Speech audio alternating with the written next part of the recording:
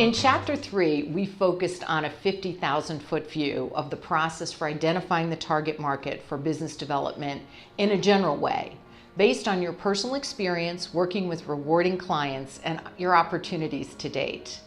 In Chapter 4, we're going to zoom in and go from the general concept of a target market, such as the banking industry or First Union Bank, to identify specific bankers with whom you're acquainted and who may be the source of new business. People build business with other people. And in this chapter, we need to get specific about who you know now and how they may help you to build a sustaining book of business over the course of your career. Before reading the Practical Business Development Workbook, you might have heard of a concept referred to as the business development funnel. So picture in your mind a funnel with a wide opening at one end that gradually narrows to a rather small opening. Chefs use funnels to pour liquids into smaller containers, and mechanics use funnels to pour automotive fluids into gas tanks and other openings in vehicles.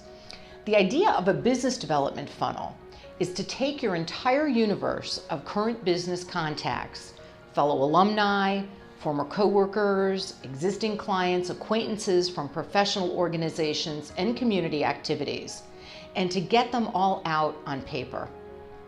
In this chapter, you'll use a chart called the 10 by 10 matrix for that purpose of pouring all your contacts into one chart where you may review and assess their respective value to you when it comes to helping you build new business. Subsequently, you'll narrow that universe of contacts into a more limited list, and we'll call that the Best Opportunities for New Business list. This concept is based on the recognition that not all contacts are equal in terms of the new business value they may have for your practice. The practice of beginning to develop a short list of best opportunities for new business by first mapping out all of your contacts who may be the source of opportunity is critical. Think about it. If you don't first build a non-exclusive list or this broad list of all of your contacts, you might skip over someone who could lead you to excellent opportunities. To build the broad list, what we're calling the 10 by 10 matrix, you're going to have to refresh your recollection of your contacts in 10 different categories. I suggest that you refer to a number of different data sources for purposes of refreshing your memory.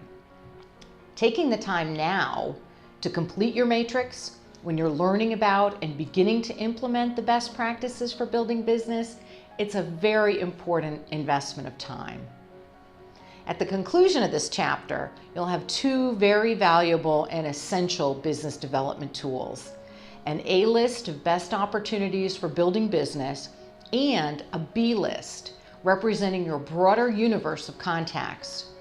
You're going to learn some high-touch strategies for cultivating the A list, as well as some low-touch strategies, more arm's-length practices for managing connections with your B list. You'll see how, over the course of your career, you will continually update these key business development tools and use them as a platform for efficiently and effectively building a sustaining practice. All right, are you ready? Let's get started.